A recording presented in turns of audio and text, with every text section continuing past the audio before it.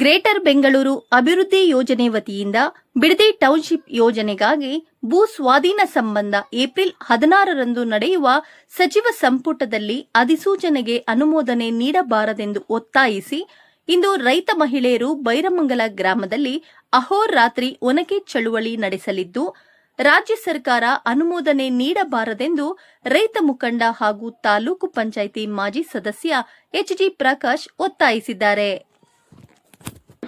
ಇವತ್ತು ಈ ಪತ್ರಿಕಾಗೋಷ್ಠಿ ಕರೆದಿರೋ ಉದ್ದೇಶ ಏನು ಕಂಚಗಾರನಹಳ್ಳಿ ಮತ್ತು ಬೈರಮಂಗಲ ಗ್ರಾಮ ಪಂಚಾಯತಿ ವ್ಯಾಪ್ತಿಯ 9,600 ಎಕರೆ ಭೂ ಸ್ವಾಧೀನ ವಿರೋಧಿಸಿ ಕಳೆದ 1 ವರ್ಷದ ಮೇಲೆ 1 ತಿಂಗಳಾಗಿದೆ.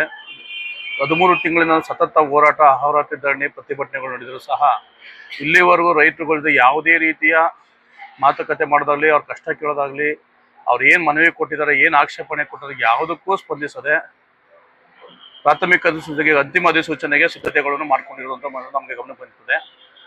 ಇವತ್ತಿನ ದಿನ ಇಂಡಿಯನ್ ಎಕ್ಸ್‌ಪ್ರೆಸ್ ಮತ್ತು ಕನ್ನಡಪ್ರಭ ಪತ್ರಿಕೆಯಲ್ಲಿ ಬರುವ 16ನೇ ತಾರೀಕು ಏಪ್ರಿಲ್ 16 ನಡೆಯುವ ಕ್ಯಾಬಿನೆಟ್ ಸಚಿವ ಸಂಪುಟ ಸಭೆಯಲ್ಲಿ ಅಂತಿಮ ಅಧಿಸೂಚನೆಯನ್ನು ನಾವು ಪಡ್ಕೊಳ್ತೀವಿ ಅಂತ ಮೊನ್ನೆ ಶಾಸಕರಾದ ಬಾಲಕೃಷ್ಣ ಅವರು ಹೇಳಿರ್ತಾರೆ. ಈ ಹಿಂದೆ ಬಾಲಕೃಷ್ಣ ಅವ್ರಿಗೆ ನಾವು 2 ಬಾರಿ ಮನವಿ ಕೊಟ್ಟಾಗ ನಾನು ನಿಮ್ಗೆ ಕರೆದು ಮಾತಾಡ್ತೀನಿ, ನಿಮ್ಗೆ ಕೊಟ್ಟಿರೋ ಮನವಿನ ಸರ್ಕಾರದ ಚರ್ಚೆ ಮಾಡ್ತೀನಿ, ನಿಮಗೆ ಸ್ಪಂದಿಸ್ತೀನಿ ಅಂತ ಹೇಳಿದಂಥ ಶಾಸಕರು ಇಲ್ಲಿವರೆಗೂ ನಮ್ಮ ಹತ್ರ ಯಾವುದೇ ಮಾತುಕತೆ ಮಾಡಿಲ್ಲ. ಜೊತೆಗೆ ಜಿಲ್ಲಾಧಿಕಾರಿ ಅವರಿಗೆ, ಗ್ರೇಟರ್ ಬೆಂಗಳೂರು ಅಭಿವೃದ್ಧಿ ಪ್ರಾಧಿಕಾರದ ಕಮಿಷನರ್ ಅವರಿಗೆ ಇರುವಂಥ ಆಕ್ಷೇಪಣೆ ಮತ್ತು ಮನವಿಗೂ ಸಹ ಇಲ್ಲಿವರೆಗೂ ಯಾವುದೇ ಥರ ಉತ್ತರ ಬಂದಿರಲಿಲ್ಲ. ಜೊತೆಗೆ ರಾಜ್ಯಪಾಲರಿಗೆ, ಮುಖ್ಯಮಂತ್ರಿಯವರಿಗೆ, ಉಪಮುಖ್ಯಮಂತ್ರಿಗಳಿಗೂ ಸಹ ನಾವು ಮನವಿ ಕೊಟ್ಟಿದ್ದೀವಿ. ಅದು ಸಹ ಯಾವುದೇ ಥರದ ಒಂದು ಪ್ರತಿಕ್ರಿಯೆ ಬಂದಿರಲಿಲ್ಲ. ಈಗ ಅಂತಿಮ ಅಧಿಸೂಚನೆ ಹೊರಡಿಸ್ತಾ ಇರೋದ್ರಿಂದ ಇದನ್ನು ವಿರೋಧಿಸಿ ನಾಳೆ ಅಂದರೆ 15/4/2026ರಂದು ಬೈರಮಂಗಲ ಸರ್ಕಲಲ್ಲಿ ಒನಕೆ ಚಳುವಳಿ ಕಾರ್ಯಕ್ರಮವನ್ನು ನಮ್ಮ 2 ಪಂಚಾಯತಿಯ ಮಹಿಳೆಯರು ಹಮ್ಮಿಕೊಂಡಿರ್ತಾರೆ.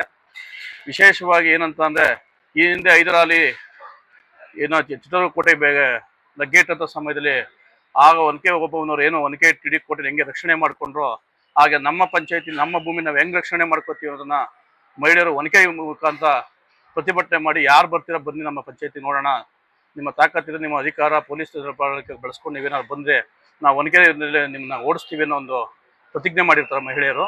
ಸೊ ಹಾಗಾಗಿ ಆ ಒನಕೆ ಚಳುವಳಿಗೆ ದಯವಿಟ್ಟು ಮಾಧ್ಯಮಗಳು ಬರಬೇಕು ಮತ್ತು ಯಶಸ್ವಿ ಮಾಡಿಕೊಡ್ಬೇಕು ಅಂತ ಈ ಮೂಲಕ ಮನವಿ ಮಾಡ್ತೀನಿ. ನಮಸ್ಕಾರ.